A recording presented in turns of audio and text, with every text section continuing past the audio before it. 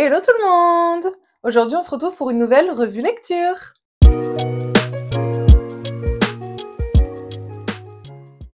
Alors notre sujet d'aujourd'hui porte sur L'ombre et la traque d'Adeline. Alors cette duologie a été publiée aux éditions Roncière durant l'année 2024 et a été donc écrite par H.D. Carlton qui est une autrice américaine. On est donc sur une duologie de dark romance avec beaucoup de trigger warning, donc c'est à lire avec précaution. On va tout d'abord aborder le premier, qui parle donc de l'histoire d'Adeline, qui est une autrice de romans à succès d'une petite trentaine d'années, qui du coup habite dans un manoir qui a appartenu à sa grand-mère et à son arrière-grand-mère avant elle. Et du coup, c'est un manoir gothique, donc le manoir Parsons. Et il s'avère qu'elle va tomber dans les griffes, si on peut dire, d'un charmant monsieur qui s'appelle donc Zaid et qui va tout bonnement l'harceler. Voilà. Donc en fait, Zaid va la voir durant une de ses séances de dédicace et il va tomber fou d'elle. Ça va devenir sa nouvelle obsession. Et en fait, il s'avère que ce petit monsieur, c'est un hacker entre guillemets professionnel qui démantèle des réseaux de P. Et donc en fait, il est super fort en informatique, etc. Du coup, il va se mettre à la harceler pour qu'elle tombe amoureuse de lui, entre guillemets. Donc voilà, donc en fait, c'est l'histoire de leur relation, donc c'est l'histoire principale, donc de cette relation toxique entre une harcelée et son harceleur. Mis à part ça, on retrouve également deux autres histoires en parallèle, donc notamment sur le travail de Zaid, qui du coup démantèle des réseaux de P. Donc en fait, on va avoir voilà des personnages autour de ça, une grosse partie de l'histoire qui sera autour de ça, qui sera très importante notamment pour le tome 2. Et on va avoir aussi un petit peu une enquête, on va dire, puisque il y a toute une histoire sur la mort tragique de l'arrière-grand-mère d'Adeline. Donc elle découvre plein de choses et en fait elle mène l'enquête pour savoir qu'est-ce qui est arrivé à son arrière-grand-mère. Donc voilà un petit peu pour l'histoire. Pour ce qui est des tropes qu'on peut retrouver dans ce livre, bon du coup c'est une dark romance, hein, comme je vous l'ai dit. On a un stranger to lover, puisque au début ce sont de parfaits inconnus. On a également en fait du stalking, parce que Zaid va stalker et harceler Adeline. Et il y a du coup un jeu du chat et de la souris. Et après, il y a pas mal de trigger warning, notamment sur des agressions, voilà, du V aussi également. Il y a des scènes à caractère, voilà. On a également une organisation secrète et du trafic d'êtres humains. Donc voilà, c'est pas joyeux, joyeux. Pour le spicy, je pense qu'on est à un bon 4,75. Non, 5. Je sais pas si j'ai pas lu de livre avec plus de spicy, donc j'avoue que je saurais pas trop j'ai dosé, mais il y en a beaucoup. Donc voilà, c'est à lire avec précaution. Alors avant de commencer, je voulais faire un petit disclaimer. Donc c'est une duologie de dark romance très très très très sombre parce qu'il y a des sujets assez terribles qui sont abordés dedans. Donc il faut avoir conscience de ce en quoi on peut tomber en fait en lisant ces livres. Donc voilà, il faut avoir conscience de ce qu'on peut lire. Il faut avoir conscience des trigger warnings, etc. pour pas être trop choqué, même si ça peut quand même choquer, on va pas se le cacher. Il faut avoir conscience également que ce n'est pas la réalité, ça reste quand même de la fiction, c'est basé sur des faits réels puisque malheureusement ça existe, donc le trafic d'êtres humains, hein, ça existe dans la réalité, mais voilà, ça reste quand même de la fiction. Dans ces livres, la relation entre Zayd et Adeline est assez particulière. On va dire que le consentement est assez flou. Voilà, l'autrice joue un peu avec les limites, elle surfe sur les limites du politiquement correct. Donc voilà, il faut avoir conscience qu'en lisant ce livre, enfin voilà quoi, c'est pas un consentement à 100%. Après, je voulais dire également que apprécier ce genre de lecture, ça ne fait pas de vous ou de moi d'ailleurs la folle du quartier. Hein. Je ne suis pas du tout d'accord avec le consentement bafoué, les agressions, tout ça. C'est non, non, non. Mais voilà, il faut aussi se dire que c'est de la fiction et que si on lit ce genre de dark romance, c'est en toute connaissance de cause et on sait dans quoi on s'embarque. Donc voilà, sur ce, on va pouvoir commencer. Alors, je donne à ce livre une note de 3,5 sur 5, ce qui est une bonne note, hein, clairement. J'ai beaucoup aimé, honnêtement, malgré bah voilà le côté un peu consentement, un peu flou, etc. J'avais vu pas mal de critiques avant, donc je savais dans quoi je m'embarquais. Et honnêtement, j'ai bien aimé. L'histoire, elle est hyper intéressante. Que ce soit l'histoire en fait autour du travail de Zayd, l'histoire en plus sur l'arrière-grand-mère Gigi d'Adeline, ça j'ai vraiment vraiment beaucoup aimé. Et du coup la relation toxique entre les deux, j'ai trouvé ça très bien écrit et franchement c'est vraiment pas mal. Outre les scènes de smut donc entre Adi et Zayd, l'histoire elle est bien menée. C'est fluide, ça se lit assez rapidement, c'est plutôt agréable à lire, même s'il y a des scènes qui sont un peu choquantes. Mis à part ces scènes-là, sinon ce tome-là est agréable à lire. Honnêtement, enfin je l'ai lu assez rapidement, j'ai pas trop fait de pause, j'ai pas été hyper choquée par ce tome. Je m'attendais à vraiment vraiment pire. Donc honnêtement, voilà, moi pour le coup, ça m'a pas empêché de le lire, on va dire.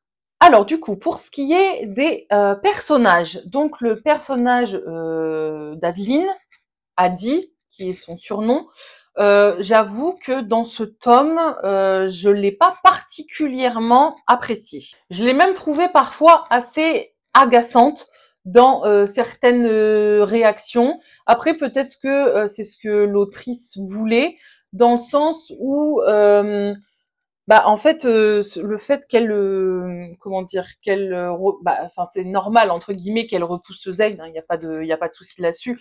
Mais j'ai trouvé des fois qu'elle était un peu agaçante dans ses manières de faire.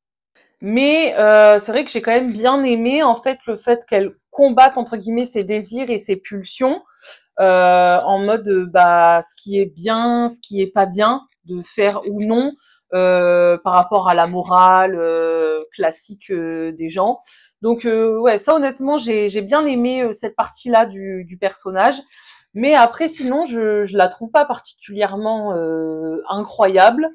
Mais bon c'est un personnage lambda, c'est le personnage principal, mais voilà, j'ai pas eu ce coup de cœur sur ce personnage comme je peux l'avoir en fait dans d'autres romans avec d'autres héroïnes.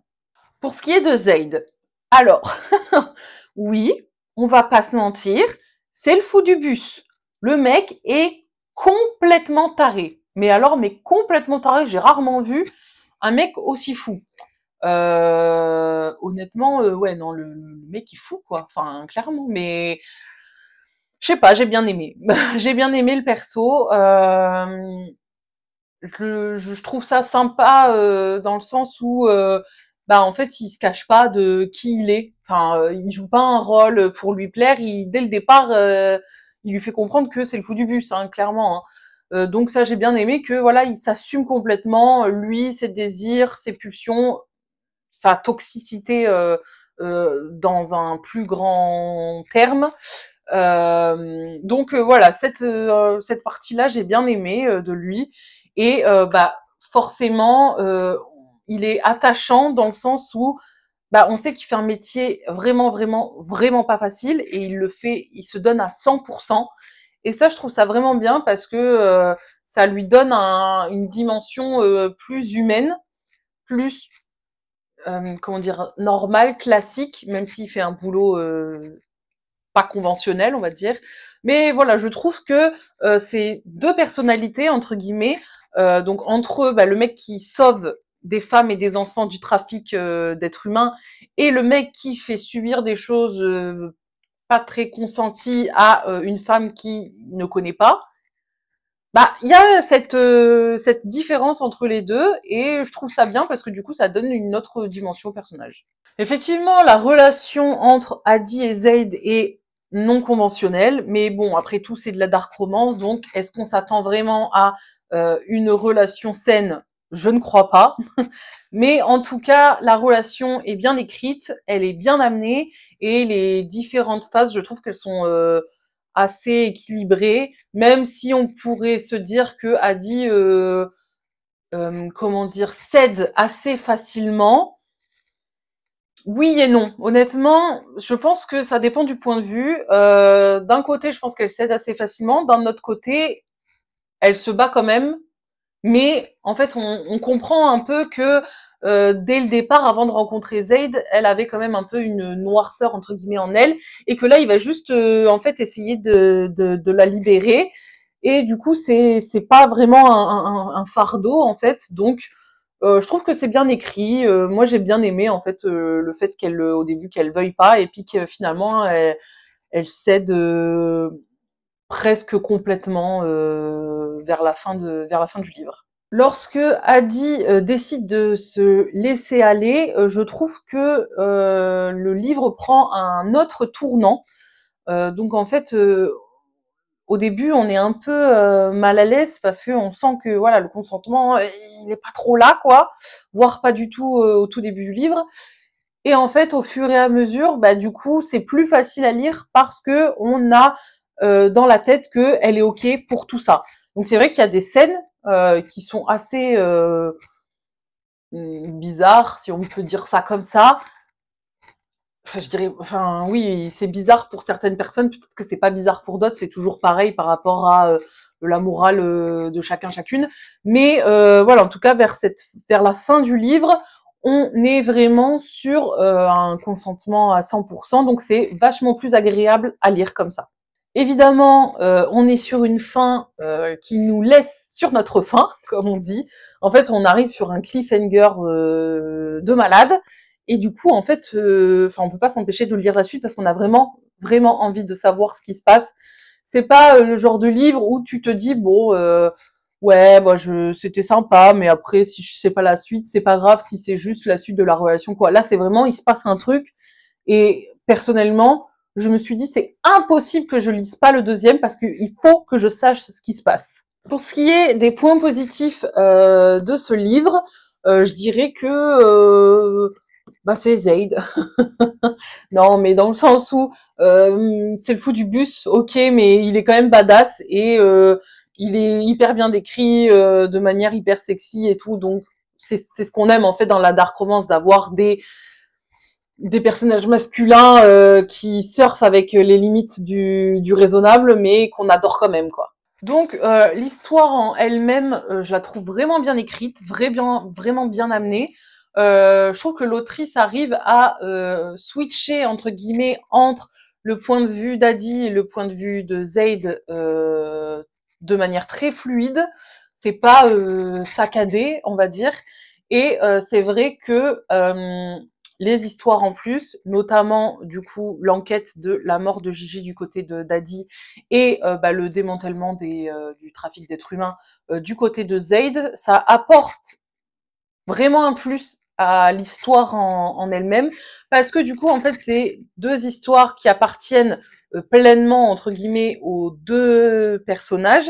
Elles vont se réunir à un moment donné et en fait, du coup, au début, c'est comme si on avait vraiment deux points de vue différents. Et petit à petit, eh ben en fait, on se retrouve avec un univers qui s'assemble complètement. Et franchement, la fin, autant le début, il est, enfin, bon, ça se met en place, donc c'est un peu long comme un peu tous les débuts. Mais alors vraiment la fin, elle est hyper rapide parce qu'il y a tout qui se mélange et bon, il y a plein d'événements qui arrivent, hein. Donc on est sur un rythme de lecture qui est beaucoup plus, comment dire, fluide et dense à la fin parce que en fait, ça nous tient en haleine. L'intrigue est hyper intéressante. On a envie d'en savoir plus. Donc en fait, eh ben, tu lis, t'arrives pas à t'arrêter. Et pour ce qui est des points négatifs, c'est vraiment ce consentement flou au début. J'ai eu un peu de mal avec ça. Surtout que j'avais pas l'habitude de lire de la dark romance, donc oui, effectivement, j'ai peut-être commencé un peu fort, mais du coup, ouais, au début, j'étais un peu mal à l'aise, puis bon, après, ça va mieux, hein. Mais voilà, je dirais que c'est ça pour les points positifs et les points négatifs. On va donc passer au tome 2, donc la traque d'Adeline. Comme vous pouvez voir, j'ai commencé à noter et bah, c'est pas mal, c'est quand même pas mal à noter, hein. Honnêtement, j'ai préféré ce tome-là à l'autre, même si la première partie est très dure. Je lui mets un 4 sur 5 parce que c'est hyper bien écrit, hyper bien raconté, et on est plongé dans l'univers vraiment à 100%. Bon, du coup, là, je vais parler du coup de ce deuxième tome. Donc, il va y avoir des spoilers. Donc, si vous n'avez pas lu le 1, je vous conseille de ne pas regarder cette partie de la vidéo. Je vous conseille également de lire le 1 et de revenir, et de lire le 2 aussi, parce que de toute manière, une fois qu'on lit le 1, on a envie de lire le 2. Donc voilà, pour pas vous spoiler, et puis pour quand même pouvoir regarder ma vidéo. Donc pour ce qui est de ce tome-là, pour ce qui est du résumé, donc en fait, on apprend que à la fin du tome 1, Adi se fait enlever. Et donc en fait, dans toute la première partie du livre, il est raconté donc son enlèvement. Donc elle s'est fait enlever par l'organisation secrète, et elle est préparée à être vendue aux enchères comme esclave, blablabla. Donc voilà, on a toute une première partie qui est vraiment très dure. Et donc pour ce qui est de la deuxième partie, c'est donc les retrouvailles entre Zaid et Adi. Donc voilà, on a deux parties bien différentes, mais avec un thème commun qui est donc bah voilà, le démantèlement de l'organisation secrète, et bah toujours cet aspect bah, d'agression, quoi. C'est quand même le thème principal du livre, c'est élevé, clairement. Je vais pas vous cacher que la première partie du livre, donc ça parle, enfin il y a les points de vue de Zaid, mais ça parle quand même exclusivement en fait de l'enfer que vit Adi après son enlèvement. Donc cette partie est vraiment très dure à lire parce que c'est très bien décrit. En beaucoup de détails. C'est pas juste survolé. Donc en fait, on a vraiment des scènes horribles, vraiment. Donc voilà, si vous comptez lire le 2, faut avoir conscience que la première partie, elle est vraiment elle est très poignante, quoi. Donc pour ce qui est de la partie 1, bon ben voilà, Adi, elle vit un enfer, c'est horrible, la pauvre, enfin les pauvres, parce qu'il y a d'autres filles dans cette maison où elle est amenée après son enlèvement. Donc voilà, qui subissent des agressions physiques, des agressions S. Voilà, elles sont maltraitées, et en fait elles sont préparées à être vendues à des hommes pour bah, se faire continuellement, quoi. Donc c'est pas très glorieux, quoi. Et voilà, toutes les filles elles sont très touchantes, sauf Sydney. C'est un personnage dans cette première partie qui est hyper détestable, mais bon, bref, passons, c'est pas hyper important. Après, pour ce qui est des nouveaux personnages, on a donc Francesca et Rocco, qui sont les détenteurs entre guillemets d'Adi. Donc Rocco qui est un énorme bourrin, sans dire de gros mots. C'est lui qui va laver en premier. Donc voilà, on le déteste, hein, clairement, il est détestable, vraiment. Et Francesca, sa sœur, qui est donc la maquerelle. Voilà, c'est une maquerelle, clairement. C'est elle qui prépare les filles à bien se tenir pour leur futur propriétaire, entre guillemets. Donc elle, on la déteste aussi. Voilà, c'est un frère et une sœur qu'on hait du plus profond de notre âme.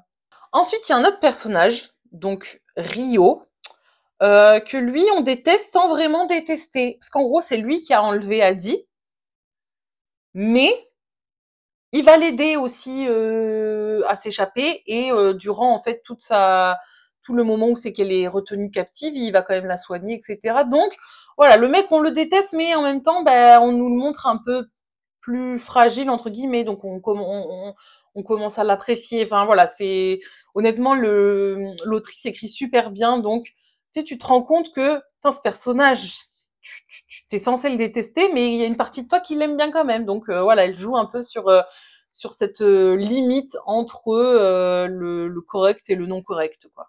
Ensuite, pour la partie 2, c'est donc les retrouvailles entre Zayd et Adi. Donc Adi qui arrive à s'échapper. Alléluia. Et donc elle retrouve Zayd. Donc pour ce qui est de cette partie 2, autant la partie 1, c'est pas que j'ai aimé ou pas aimé, c'est juste que c'est très dur à lire, mais elle est vraiment très bien écrite. La partie 2 est bien écrite aussi, hein, mais je la trouve vachement plus longue, parce qu'en fait, il y a toute cette partie reconstruction d'Adi, parce que elle s'est fait V à plusieurs reprises, elle a failli se faire acheter par un homme horrible. Donc voilà, on va dire que en fait leurs retrouvailles, elles sont enfin, on est content qu'ils se retrouvent. Et en même temps, Adi, elle sombre très rapidement, donc c'est hyper frustrant, même si, en fait, on se rend compte que c'est normal, avec tout ce qui lui est arrivé, c'est normal qu'elle soit au fond du trou. Mais en fait, c'est hyper frustrant parce qu'on a un Z qui fait tout pour elle et qui, dans la première partie, a vraiment tout fait pour pouvoir la retrouver.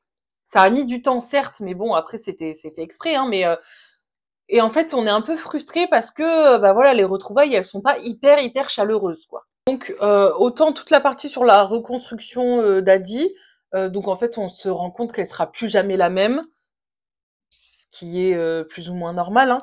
Je la trouve vraiment pas mal parce que enfin voilà, en plus en tant que femme, forcément, on s'imagine, on essaye de se dire ouais mais moi comment j'aurais réagi, etc. Enfin bref, donc cette partie-là je la trouve bien.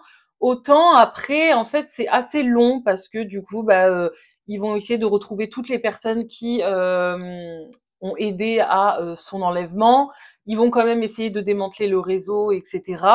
Donc c'est un peu long, surtout que voilà, en fait, la relation d'Adi et Zayd est un peu biaisée, un peu compromise parce que Adi elle est au plus bas et même si Zayd il essaye vraiment de l'aider, elle arrive pas trop à se laisser faire. Donc ouais, c'est un peu frustrant cette on va dire que sur la partie 2, les trois quarts, j'ai été personnellement un peu frustrée de leur relation. Concernant Zayd, du coup, il va être aux petits soins pour elle. Déjà parce que il est hyper heureux de l'avoir retrouvée parce qu'il avait peur pour elle. En plus de ça, bon, lui, il est fou amoureux d'elle, hein, vraiment, il y a aucun doute là-dessus. Donc voilà, il va vraiment l'aider à se reconstruire. Il veut vraiment l'aider. Il la presse pas. Franchement, il est hyper mignon. Ouais, si, en vrai, il est hyper mignon. Il est hyper mignon avec elle et en fait, on découvre une autre facette de Zayd, ce qui le rend encore plus humain. Je vais pas vous mentir parce qu'autant dans le tome 1, on se dit ce mec est malade, autant dans le tome 2, on se dit ce mec est malade, mais il est trop mignon. Donc, dans ce tome 2, on a donc une Adi qui va devenir une véritable tueuse parce qu'elle va être entraînée par Zayd et par un autre personnage donc, dont j'ai pas parlé, qui est donc Cybèle, Sibi de son surnom, qui apparaît légèrement dans le 1. Donc elle, pour le coup, elle est vraiment folle. C'est-à-dire qu'elle a une pathologie, elle entend des voix, etc. Donc, en fait, elle avait été capturée par la police dans le tome 1. En fait, elle a réussi à s'échapper. Et du coup, Zaid et Adi vont la recueillir dans le manoir. Et du coup, elle va aider Adi à devenir une vraie tueuse parce que Sibi est une tueuse. Elle a tué vraiment beaucoup de personnes. Donc, on se demande en fait, est-ce que cette flamme de guerrière badass a toujours été en Adi ou est-ce que ça s'est développé avec toutes les agressions qu'elle a subies? On sait pas trop, mais honnêtement, autant dans le tome 1, elle m'énervait un petit peu, autant dans le tome 2, je l'apprécie quand même vachement plus, parce que c'est vrai qu'avec ce qu'elle a vécu et tout, elle devient hyper... Enfin, ça devient un personnage hyper touchant. Et voilà, elle se bat quand même férocement pour redevenir plus ou moins celle qu'elle était, même si c'est impossible, elle ne redeviendra jamais comme avant. Mais on va dire qu'elle va évoluer et elle va se transformer en tueuse, voilà, et elle va tuer des gens qui lui ont fait du mal. Donc, est-ce qu'on lui en veut? Pas vraiment, c'est toujours pareil. L'autrice, elle surfe un peu avec tuer c'est mal, mais tuer les gens qui t'ont fait du mal, est-ce que c'est vraiment mal? On sait pas trop. Bon, je vais pas tout vous spoiler quand même, mais on est sur une happy end, clairement. Donc, franchement, c'est bien parce qu'on se dit après tout ce qu'elle a vécu, on est content que ça se termine bien, honnêtement. Et puis, voilà, on est content que la relation entre Adi et Zaid ait évolué dans ce sens-là. Donc voilà, j'ai bien aimé la fin. Je la trouve pas mal. Pour ce qui est des plus de ce tome, je dirais que c'est Sibi, donc le personnage de Cybèle, parce qu'elle est complètement folle, mais je l'adore. Elle me fait mourir de rire, j'ai vraiment adoré, parce que là on en découvre un peu plus, etc. Et puis voilà, elle a pas vraiment de morale, et puis en plus, vu qu'elle est, elle est folle, clairement. Donc du coup, elle a des interactions qui sont hyper drôles. Franchement, j'ai adoré ce personnage. Pour ce qui est des points négatifs, je dirais que la partie 2 est vraiment longue et les scènes de smut, elles sont pas bien réparties. C'est pas du tout équilibré, je trouve, parce qu'en fait, dans le premier, il y avait beaucoup de scènes de smut, mais c'était pas tous les 2 chapitres. Donc ça allait, c'était quand même assez bien réparti sur tout le livre. Là, en fait, les scènes de smut entre Adi et Zaid, elles sont que dans la seconde partie, évidemment, mais elles sont, on va dire, dans la seconde partie de la seconde partie. Donc en fait, on va dire qu'il y a autant de scènes de smut que dans le premier chapitre, mais réparties sur un quart du livre. Donc, en fait, on a l'impression que tous les 2 chapitres, il y a une scène de smut. Donc, c'est un peu lourd. Honnêtement, je trouvais ça un peu lourd. Après, c'est pas si dérangeant que ça, mais pour moi, c'est un petit point négatif. Je sais qu'il existe 3 spin-offs de cette duologie.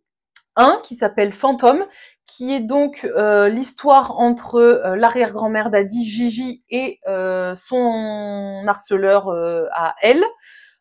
Qui apparemment est vraiment bien aussi, donc c'est une dark romance aussi, qui apparemment est vraiment bien, donc j'aimerais beaucoup la lire. Je sais qu'il y a un livre aussi sur Molly. Alors Molly qui est un personnage